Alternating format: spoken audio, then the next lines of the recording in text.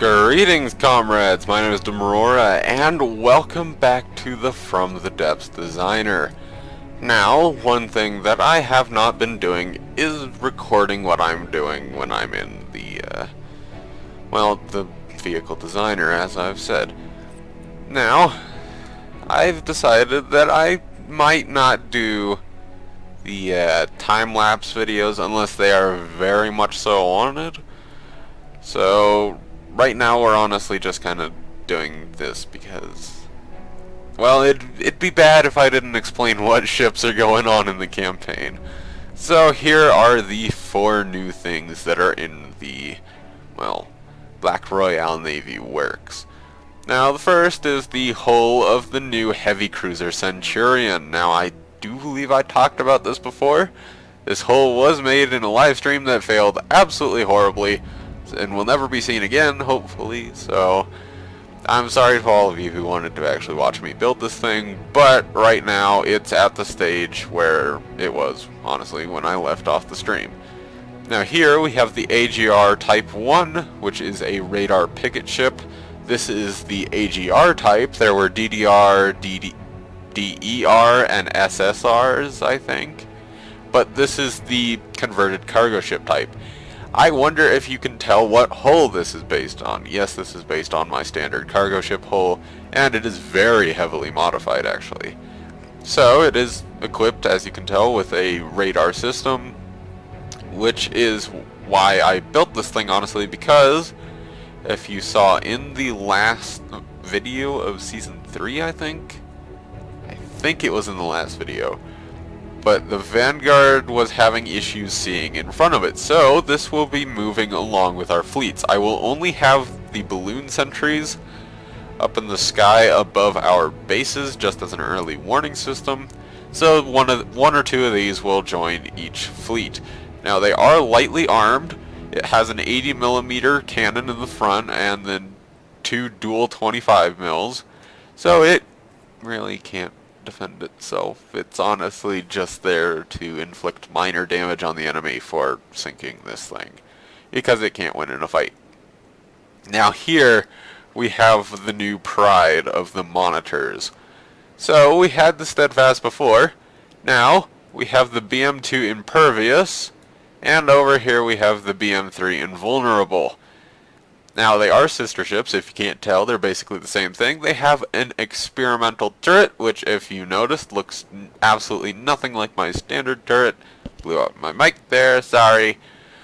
But it looks kind of like the Ag Panther 2. I don't know why. I kind of designed it after the 105s or 88s. One of the German anti-aircraft guns on the Bismarck and such. Anyways, these two are much better than the Steadfast, except they're about 3 times more expensive. Oops.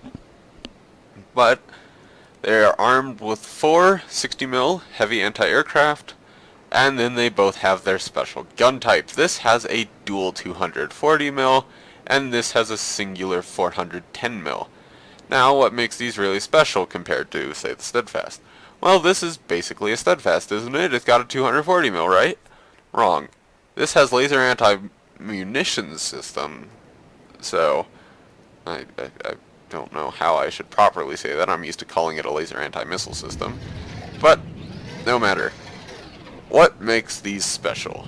Well, they are both equipped with experimental cannons that literally take up about half of the internal hull. So let's quickly actually look at the stats of this 240mm. Has a recoil force of 66. I would equate that to my frickin' submachine gun. It has an inaccuracy of 0.315 degrees. And it has a cooldown, which you can't see because I haven't fired it right now, of 0.01 seconds. So, why is that so important? Let's quickly fire this sucker. One, it does have full traverse. It can move to 140 degrees backwards, I think. That's where I locked it, yep. And then it has about 85 degrees of vertical elevation. Let's quickly check that. Yep, there we go. So this is a pretty nice little gun system here. What makes it special? Let's fire it. That was loud. What made it so loud? The fact that we fired 6 shells in about a millisecond. I don't think it was a millisecond because I can't count that fast, but I think it was about a millisecond. It's very short time, we'll just say that. Now let's load it up again. There's a reason I call this the chainsaw. Both of these are technically variants of the chainsaw gun. They're very, very similar in their design. The only difference is that this requires a 4-meter autoloader for the 410mm gun. Now let's fire this sucker. That was loud. We fired 6 shells in the same amount of time as the 240mm. So, this thing is deadly. Now why did I make 2 of them? Well, this one is more meant for anti-ship and anti-aircraft combat because the main gun reloads much faster. The shells are higher velocity, I think. Let's see, we have a velocity of 393 versus... No, so this has a higher velocity gun by a tiny margin. But this reloads way faster, so it's more meant for anti-shipping and anti-aircraft. This, however, is any fortification's worst nightmare, the Invulnerable. I have the Impervious and the Invulnerable. Yes, great job, me. So the Invulnerable is much, much better designed for taking out a fortress, such as the Seabird cannon, and honestly, any slow-moving thing that dares to come along its way. Now these 2 will be in the campaign. Of course the radar picket ship will be, and I don't know if I'm going to be able to complete the Centurion. But hopefully we will have a heavy cruiser in the near future. But that's really all I wanted to show off. One thing I should mention about the 2 monitors is that they have a shield strength of 7 all over. Thank you for nudging the radar picket ship into the Centurion. Way to ruin the outro. But that's all the time I have for this episode, guys.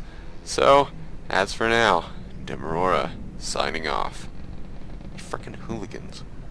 What are you doing? You didn't drift that much. Oh my god.